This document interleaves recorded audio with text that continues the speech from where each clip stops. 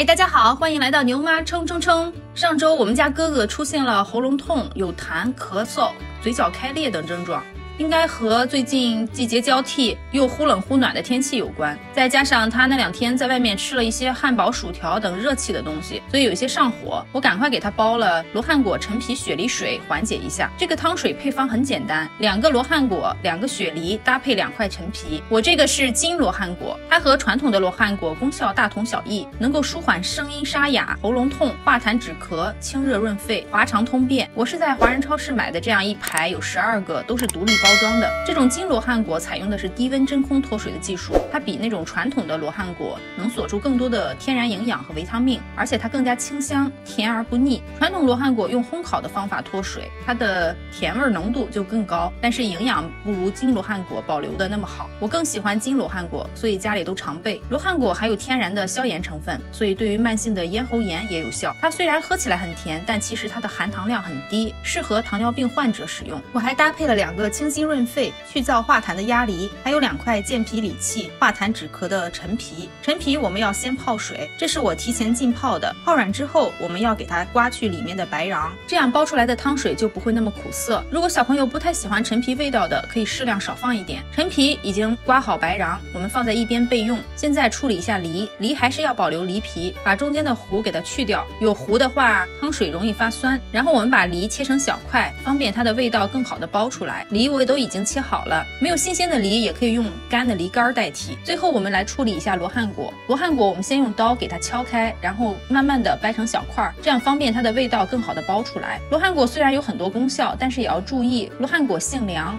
体质虚寒的慎用。它含的地甘露醇虽然有止咳作用，但更多是针对肺热咳嗽，寒咳的也需要谨慎使用。现在我们准备一个锅，把所有的食材都放入锅里，然后加满水，先大火煮开。煮开之后继续大火煮15分钟，让食材的药效都发挥出来。15分钟之后，我们可以转小火给它煮半个小时到45分钟。煮好之后温热着喝是最好的，味道是甘甜的，主要是罗汉果和陈皮的味道。由于熬夜上火、吃油腻、辛辣、煎炸食物等引起的喉咙痛啊、有痰啊、热咳呀，还有慢性咽炎，都可以试一下这个汤水。年初的时候，牛妈一家不幸感染了新冠，当时我就是喉咙很痛，而且有痰，咳不出来。当时我就煲这个汤水，一家人都喝，我是感觉对我来说是非常有效的缓解我的喉咙痛的，喝后就是舒服了好多。希望你喜欢我今天的分享，谢谢您的收看，我们下次再见。